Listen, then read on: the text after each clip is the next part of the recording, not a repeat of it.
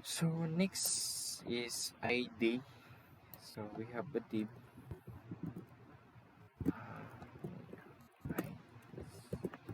IDs, ID. So we have a div. We have a div. We have a div that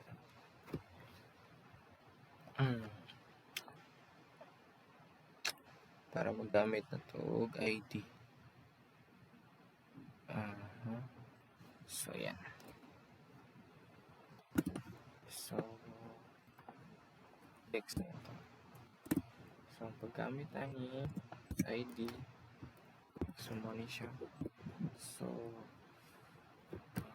example ID.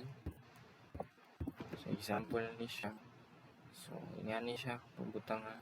So pwede po siya dagang og ID. ID1, ID3, ID2, ID3, ID4.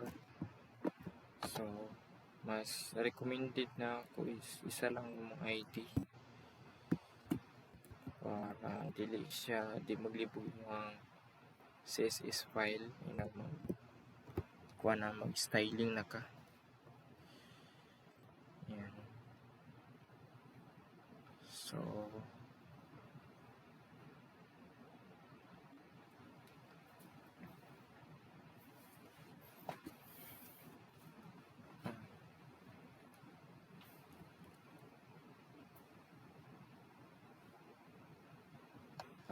so pwede siya magamit, pwede ta magamit og inline nga mga div, ID,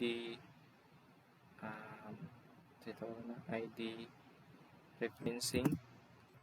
So share na ako guys panagsara kayo na ito ni ginagamit. Copy lang ako, copy na kay type para mas dali ta.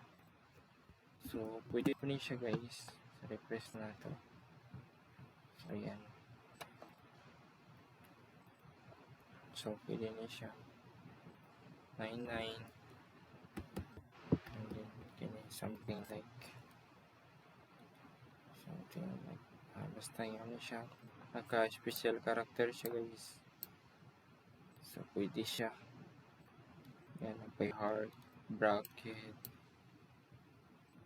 so yan. So pwede patong i-zoom para maklaro na guys. So yan na siya, heart, yan, balik na to. So dili ni siya pwede guys. Yan ni siya, yan ni gani.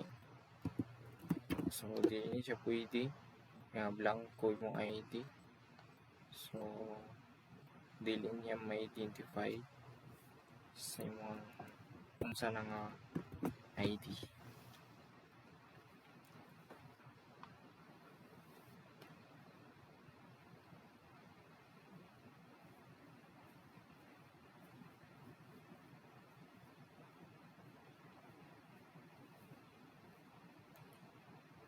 So yan.